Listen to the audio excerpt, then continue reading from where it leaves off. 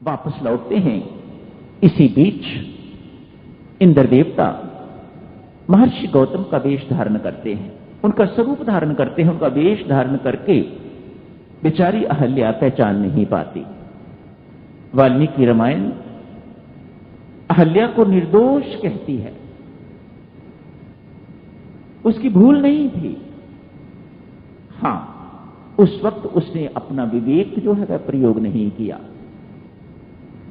मेरे पति कभी जिंदगी में इस प्रकार से कामातुर नहीं हुए, और वह भी इस वक्त जिस वक्त उनके स्नान का समय है। मानो उस वक्त ऐसी कोई माया का जाल कुछ बिछा हुआ था, वह ये बात भी सोच ना सकी, और संभवतः उसी के लिए उसे सजा भी भुगतनी पड़ी। इसी का फल उसे जो है वह भुगतना पड़ा। पाप करके बाहर निकला है। जैसे ही इंद्र महर्षि गौतम को समझने में तनिक समय नहीं लगा, दोनों की गलती और उन्हें दंडित किया है, दोनों को श्राप दे दिया। अहल्या को भी श्राप दे दिया, उसको जड़ बुद्धि बना दिया, जड़ बना दिया उसे। तू काष्ठ हो जा, पत्थर बन जा, धूली में रह, तुझे कुछ दिखाई ना दे, धूल में रमती रह अनेक वर्षों तक, हजारों वर्षों तक, जब तक प्रभु राम का आगमन नहीं हो जाता। इंद्र को भी शाप दे दिया है। 1000 उसके शरीर में छिद्र कर दिए। क्या छिद्र हैं, छोड़ें इस बात को, क्या छिद्र हैं वे, कालांतर में क्या होता है उसको भी दिया।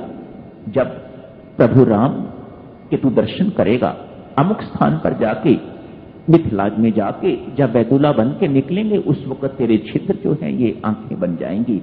भगवान के दर्शन करके तू शाप से मुक्त हो जाएगा।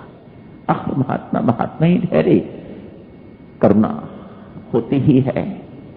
ये शाप तब इससे मुक्त हो जाओगे।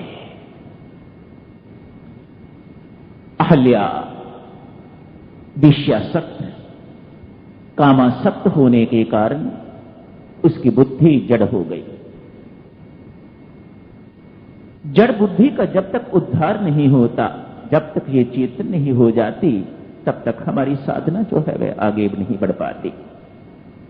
आज प्रसंग पढ़ा आपने, स्वामी जी महाराज ने लिखा है, जैसे ही अहल्या का उद्धार हुआ, कैसे हुआ उद्धार, स्वामी जी महाराज वाल्मीकि रामायण के अंतर्गत बताते हैं। प्रभु राम ने अहल्या के पांव छुए। रामचरितमानस ऐसा नहीं कहती। रामचरितमानस कहती है, महर्षि विश्वामित्र ने जैसे ताड़का को मारने की आज्ञा दी, ऐसे ही अहल्या के उद्धार के लिए भी कहा। कैसे? राम अपनी चरण धूलि से इस पत्थर बनी हुई अहल्या को उतार दो। कर्म निधान है महर्षि विश्वामित्र। अहल्या की कहानी सुनाई पहले, ये नहीं कहा अरे त्यक्ता है ये, ऐसा कुकर्म किया हुआ है इसने, छोड़ो इसे, क्या पूछना चाहते हो इसके लिए, ये कौन है कौन नहीं है, दफा करो इसे, चलो आगे चलते हैं मिथिला। ना, बड़े अच्छे ढंग से अहल्या की कथा सुनाई है। प्रभु का हृदय जो है वह द्रवित हो गया। न चाहते हुए भी अपने चरणों से उसे छू दिया है। प्रश्न उठता है, ये करामात चरणों की है या धूलि की या दोनों की? रोचक प्रसंग है।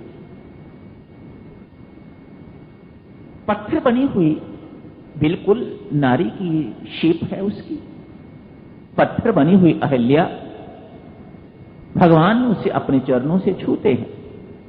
हुक्म है गुरु का, आप इसे अपनी चरण धूलि प्रदान करके राम इसका उद्धार कर दो, इसे चेतन बना दो।